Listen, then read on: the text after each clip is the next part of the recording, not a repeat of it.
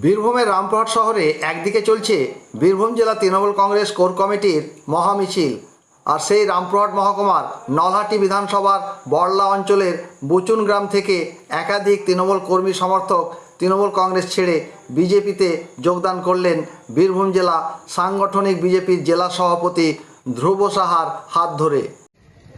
অত্যাচার, লাগামহীন দুর্নীতি এবং মেকি ধর্মনিরপেক্ষতার নামে সাম্প্রদায়িকতা, একটা শ্রেণীর মানুষকে তোষণ করতে গিয়ে একটা শ্রেণীর মানুষকে যেভাবে দিনের পর দিন ডিপ্রাইভ করা হচ্ছে, তারই বিরুদ্ধে আজকে তৃণমূল এবং সিপিএম থেকে আমাদের পার্টিতে 70টি পরিবারের প্রায় 250 জন মানুষ ভারতীয় জনতা পার্টির পতাকা ধরল এবং সবাই তৃণমূল কংগ্রেস করত।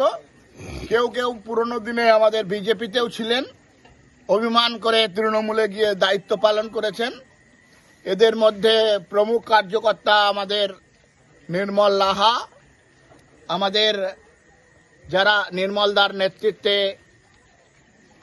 কাশীনাথ লাহা, কাশীনাথ দাস, নন্দ মণ্ডল, এনারা প্রমুখ কার্যকর্তা, প্রভাত লাহা, এনারা দীর্ঘদিন ধরে তৃণমূল করেছেন। আমাদের সঙ্গে আজকে আসাতে এই এলাকায় এবং নলহাটিতে ভারতীয় জনতা পার্টির হাত মজবুত হবে এবং ভারতীয় জনতা পার্টি শক্তিশালী হবে। বীরভূম জেলা তৃণমূল কংগ্রেস কোর কমিটির মহামিছিল করেও তৃণমূল কংগ্রেসের ভাঙন অব্যাহত রয়েছে বীরভূম জেলা জুড়ে। বিজেপির পক্ষ থেকে জানানো হয়, তৃণমূলের নৈরাজ্য, অপশাসন, দুর্নীতি এবং অত্যাচারের বিরুদ্ধে রুখে দাঁড়ানোর জন্য এবং দেশ গঠনের সংকল্প নিয়ে বীরভূম সাংগঠনিক জেলার নলহাটি বিধানসভার বড়লা অঞ্চলের বুজুর্গ গ্রাম থেকে 70টি পরিবার 250 জন মানুষ সিপিআইএম ও তৃণমূল ছেড়ে বিজেপিতে যোগদান করেন।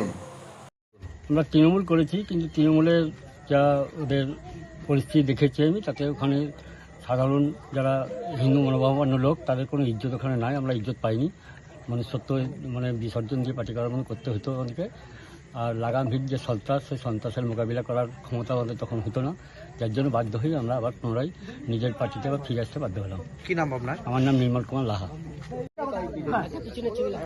আমি দীর্ঘদিন সিপিএম করেছি, তারপর তৃণমূলে ঢুকেছিলাম, কিন্তু তৃণমূলের সে লাগাম ছাড়া এই দুর্নীতি, সেই জন্য আমি অসহ্য করতে না পেরে আমি বিজেপিতে যোগদান করলাম।